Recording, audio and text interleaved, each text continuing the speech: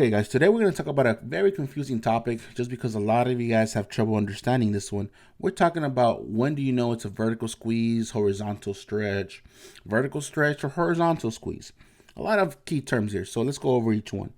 First one, we're going to talk about this one.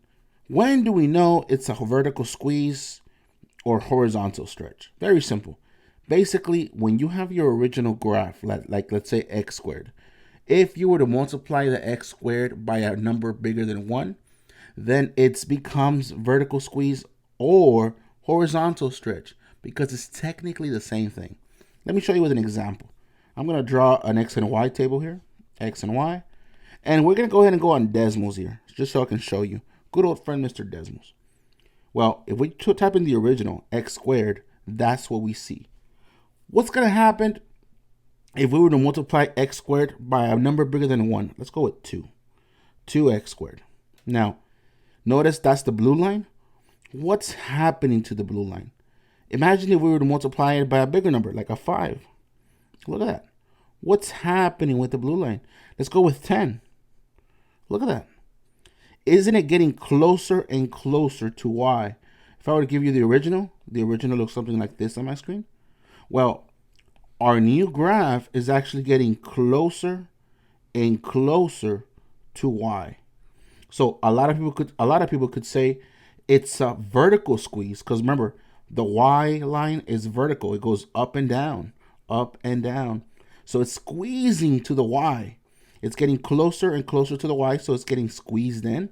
Or another way you could think about it is horizontal stretch. Horizontal, when you go left and right, that's the x. When you go to the right or when you go to the left. Couldn't you also say it's stretching away? Because look, my line was originally this far away from the x, but now it's going further and further away. We can call that a stretch because it's stretching away while it's squeezing into the y. This is why we call it a horizontal stretch. It's stretching from the x, or you could say we call it a vertical squeeze. It's squeezing into the y. All right. So that's the first one. Now let's talk about the next one. If we were to multiply it by a number less than 1, like a fraction, let's say 1 divided by 2. So we say 1 divided by 2, and we were to multiply it by x squared. Now look at my blue line. What's happening? Look at the next one. To the 1/5. What about 1/5? Look at that. What if we did 1 over 20? Even a smaller fraction. What's going on with the fraction? The original is getting expanded. It's getting wider. So if we were to erase this one, let's erase the blue one. Oops. All right, let's do it again. There it is. That's the original. My original graph is like this. Well, the new graph, it's expanding. It's going something like this. Something like that. Well, wouldn't you agree if we're talking about the y, it's getting away from the y? So we could call that a vertical stretch because the y goes vertical up and down. So it's getting away from the y, so we can call it a vertical stretch. But what about the horizontal? What about the x? Isn't it getting, originally it was this far away? Now it's getting closer and closer. It's getting tighter and tighter. So with the horizontal, it's getting squeezing into it. It's getting squeezed into the x, which is why we call it a horizontal squeeze. So with that in mind, let's look at this one, guys. So for this one, let me show you this problem. Graph the function of f. So we have the function of f. We don't know the equation, but they give you the graph.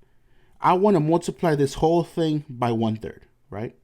So what happens when you multiply it by 1/3? Again, that's a number less than 1. So it could be looking two different things. It's going to either look like a vertical stretch or a horizontal squeeze. It doesn't really matter. So look at this line. If this is the original, guys, if this line is the original, I wanted to make it look like a vertical stretch. So it's stretching away from the y. The y is the vertical, so it's going to move that way, right? If I wanted to go for a horizontal squeeze, again, this is my x. It's going to squeeze into this way. So what is it that I do? Well, starting at 0, let's see where we are. If we were to go look at this point. Look at this point right here. That's why they gave you this point as a hint. When we go at 0, we go up 3, correct? Well, if I want to get 1/3 of that, instead of going up 3, what's 1/3 of 3? It's just 1. So I'm just going to go up by 1. Same thing over here, guys. From 0, I went down 3. If I just want 1/3 of that, I'm just going to go to the 1. So starting at 0, my new graph is going to look something like this. On Khan Academy, all you got to do is plot those points. Khan Academy will do the rest, and it's going to look something like that. You put the graph closer to X and further away from Y. And that's basically what you have to do.